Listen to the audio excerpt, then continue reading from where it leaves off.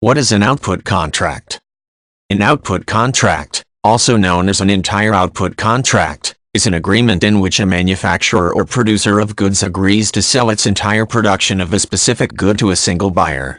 In turn, the buyer agrees to purchase all of good that the seller is able to produce, regardless of the buyer's actual needs.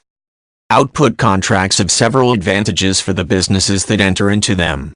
Sellers in an output contract can focus on production of a quality product, and don't need to worry about sales or distribution to multiple outlets.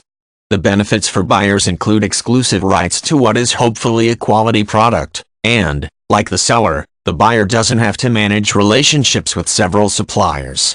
In addition, because the buyer has agreed to purchase the seller's entire output, the buyer can usually negotiate a good price due to the seller's reduced costs. On the other hand, output contracts can also be problematic. If there are changes in the market for a particular item, sellers who are locked into output contracts can miss opportunities to sell at higher prices. In addition, if a buyer unexpectedly goes out of business, the seller will have to scramble to find a new buyer. Buyers are also at risk. If the demand for a product or its market value unexpectedly declines, the buyer may be stuck with a product that it either cannot sell or must sell at a loss.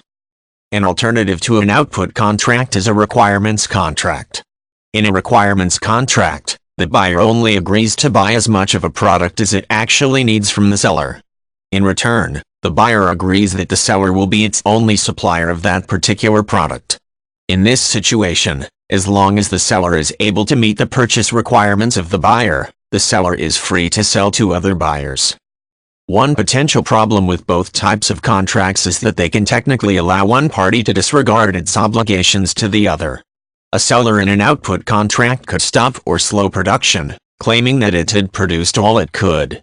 In a requirements contract, a buyer could refuse to buy anything from a seller, on the grounds that it no longer required the product. The Uniform Commercial Code prescribes good faith as a way of protecting the interests of both parties. If a seller's production of a good outpaces what is normal for that product, a buyer is not necessarily obligated to purchase all of it.